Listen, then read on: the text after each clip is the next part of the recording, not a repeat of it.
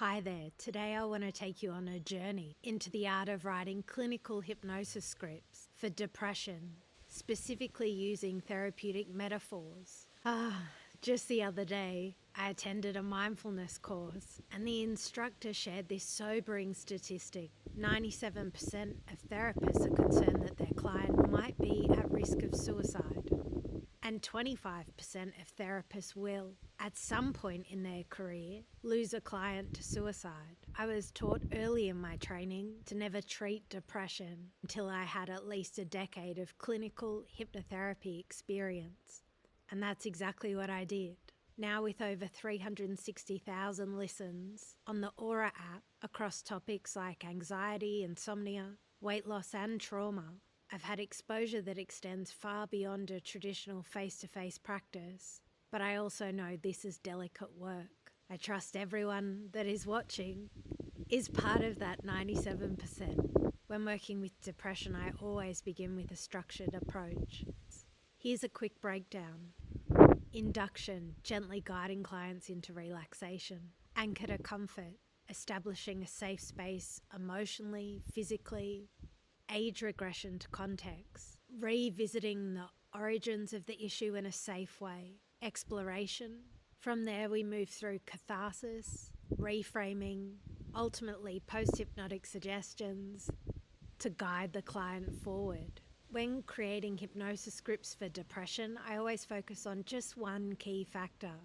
For example, let's work with external locus of control, the belief that life happens to you, rather than it's something being that you can influence. Other factors like excessive rumination, helplessness, or cognitive distortions are important, but focusing on one area lets me create more precise and effective tracks. To structure therapeutic metaphors, you can follow these steps: gather information, understand the client's context, resources, or goals. Acknowledge frustrations, recognize their past struggles to solve the problem. Build a metaphor. Use relatable stories that mirror that experience. Map the metaphors. Create layers or sequences of metaphors to address the themes. In this epic clinical metaphors for depression hypnosis track, I use two key metaphors. The car, a nod to Stephen Brooks' brilliant website. It's about stepping into the driver's seat of your life. And the roommate, visualizing depression as a messy, unhelpful roommate, overstaying their welcome. Finally, I overlay these metaphors with the experience of hypnosis, which, as you know, includes experiential absorption of attention, altered perception and flexibility in time and space, symbolic processing, and spontaneous amnesia. I like to think of it as a delicate ballet tutu, light, elegant, but a beautifully fitting garment. It's raining a little, I'll come back and film in a moment. The sun's out now, it's much nicer weather.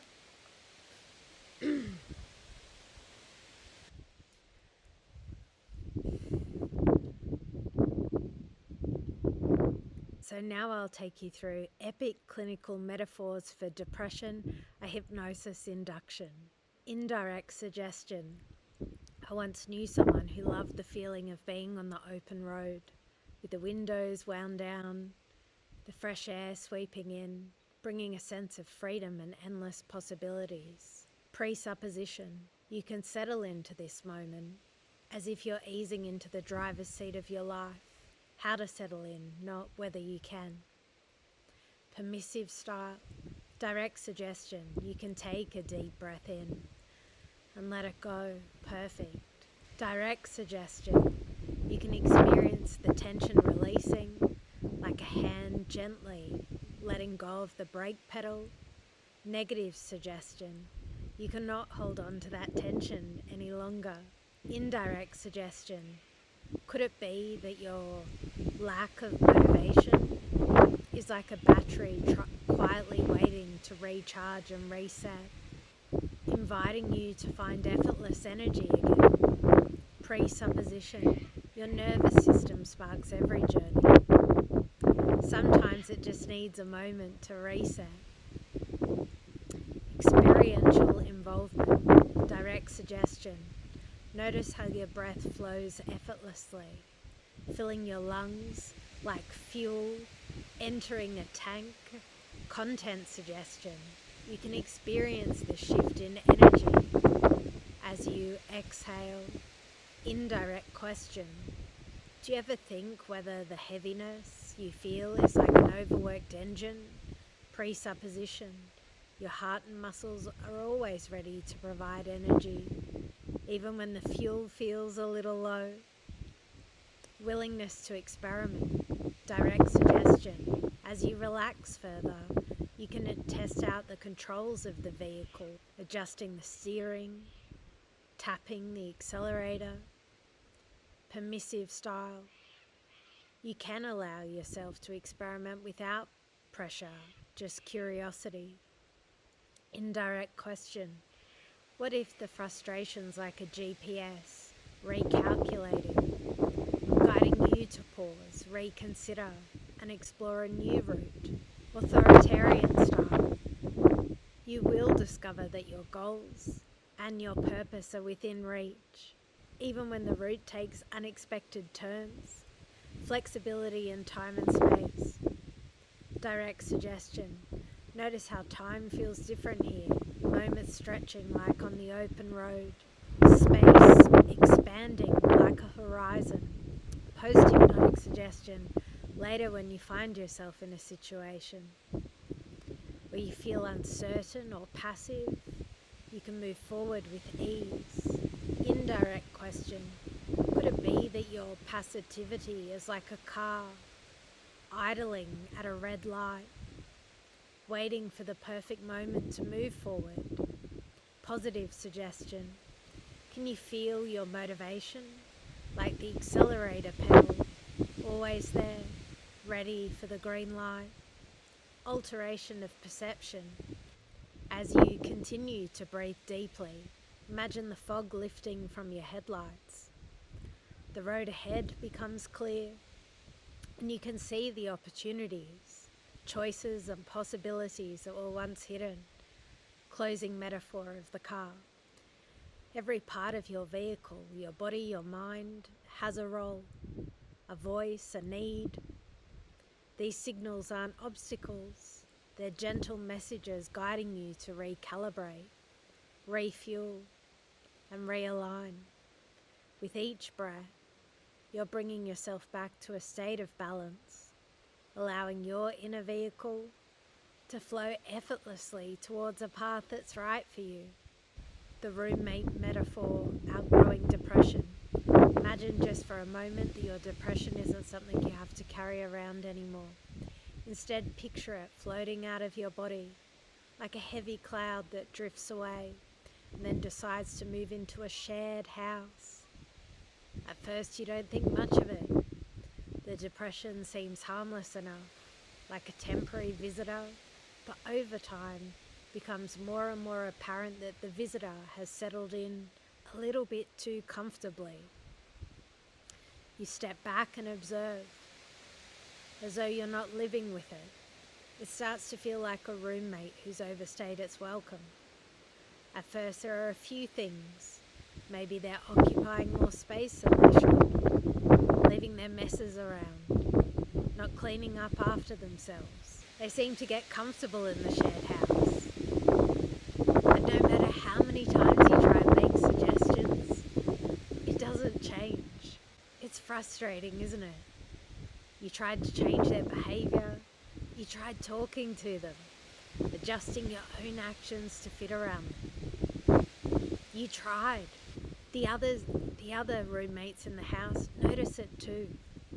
They try different things, offering advice, suggesting different ways of handling the roommate depression, and they try changing their own behaviour to make things more comfortable.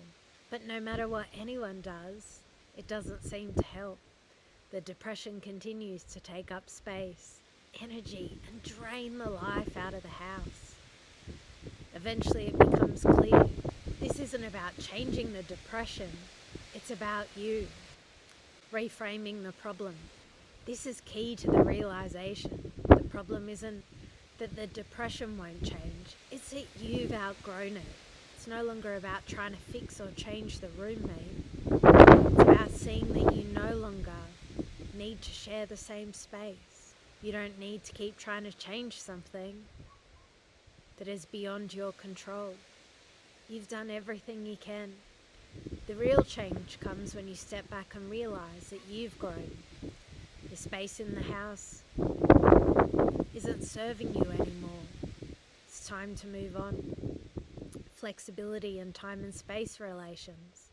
As you continue to observe this situation, you begin to realize that time and space are more flexible than you thought. You don't need to rush into anything. Moving out doesn't need to be immediate. There's no hurry. As you relax into this observation, you start to notice the house feels a little bigger, less suffocating. The tension in the air starts to loosen. Without really trying, you start to reclaim your personal space, making it feel a little lighter and more free. Now picture this, you're not the one who needs to change. You don't need to force the depression out of the house. The more you observe, the more you realize that this depression is like an outdated tenant who just doesn't fit in. They don't fit into your life anymore. It's not your job to change them. You've been there, they've played their part. Now it's time for them to leave. And without realizing it, you start to see them less as part of you, more as something that's just been lingering in the environment. You don't need to take any major action at first. You don't have to make grand gestures to fix the situation. It isn't necessary to push or force anything. All you need to do is let go, and without effort, the decision to move out begins to form. The more you relax, the more space around you feels like your own again. You don't need to try. You can simply allow this change to unfold naturally. Fluctuations in degrees of involvement. You may notice your involvement in this process begins to fluctuate. Some moments you feel completely detached from the depression, like an observer watching the house from the outside. In other moments you feel more connected. That's okay. There's no pressure to be consistent in how you feel. You don't need to be fully involved in the process all the time. Allow yourself the freedom to step back when you need to and lean in when it feels right for you. Discover alternate responses. Without even trying, you begin to move out.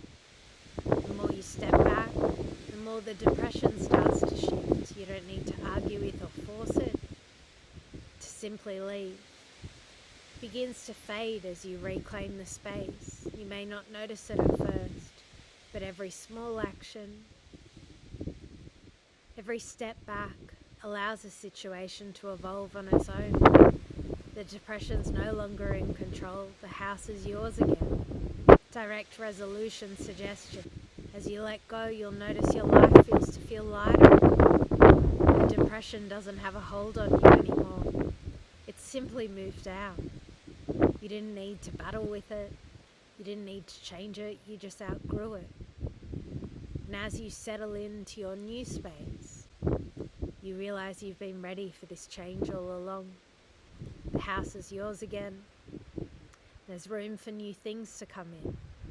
Your journey is wide open. And now, without the weight of depression, you can embrace the freedom and possibilities that await you. Coming home, reconnecting with the true self. And as you step away from the house, you might start to notice something, a soft, subtle shift. It's almost like you're finally coming home. You're not to any house or place. Instead, you're returning to the truest version of yourself. It's the one that's been waiting for you, patiently for you to arrive. Perhaps it feels like there's a lightness in your body now, a playful energy, beginning to rise from within as if it's always there, just waiting for you to notice it. Can you feel it? That gentle smile that might appear across your face. Not because anything specific has happened. Maybe it's a quiet laugh, not from the outside world, but deep inside you. It's not something you have to force. It simply happens. You might even find that as you relax into this feeling, you can't help but feel a little lighter, a bit freer, as if your body has suddenly remembered the joy of just being you again. This feeling, this internal joy, is like anything external. It's not a place. It's a sensation that you can feel at your very core. Maybe it's a sense, the way your thoughts feel clearer, the way your breath seems to deepen, as if you have space to truly breathe again. Could it be that this is what it feels like to truly be at home? It's a feeling of being inside the most nourishing space you could ever imagine. Yourself, your own self. It's not about the house, it's about the way your heart beats, with a quiet sense of peace and confidence. How your body feels rooted at ease. It's the way your inner voice feels calm, reassuring and open to whatever comes next. Could this be the healthiest home you've ever known? This internal space feels so different, doesn't it? It's like your truest, most resilient self.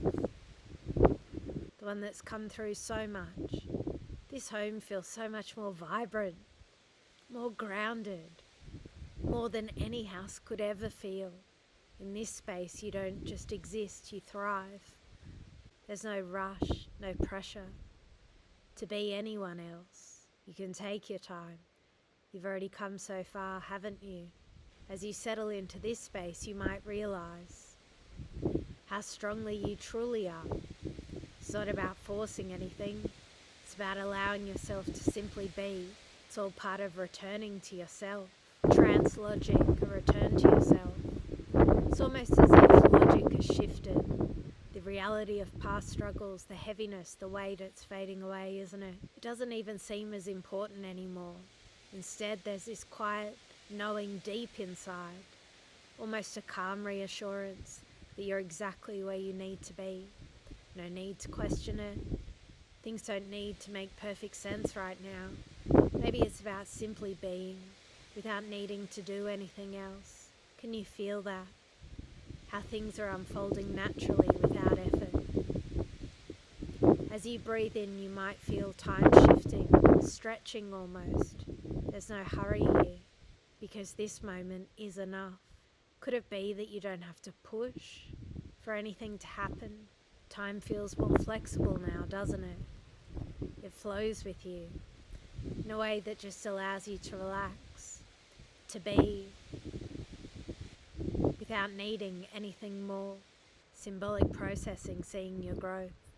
Is it possible that the past no longer has the same weight?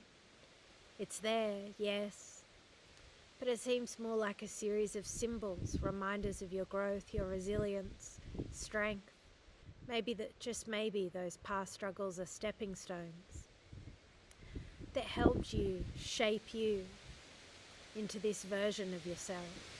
They're no longer barriers, instead they're just part of your story, reminders of how far you've come.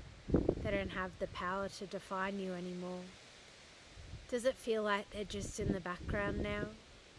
Time distortion, feeling the flow. You might begin to notice that time itself feels different. It doesn't feel like it's running out now. You don't need to rush through it. Time feels more like it's stretching, flowing along with you, giving you the space to simply be. It's as if you've unlocked a new kind of rhythm, one that's gentle and calm, where you can relax into each moment, not needing to change or force anything. Could it be that you have more time than you thought? That you don't have to hurry, only exist in the beauty of this moment. Spontaneous amnesia, letting go of the old. And without trying, you might find that the old heaviness begins to fade.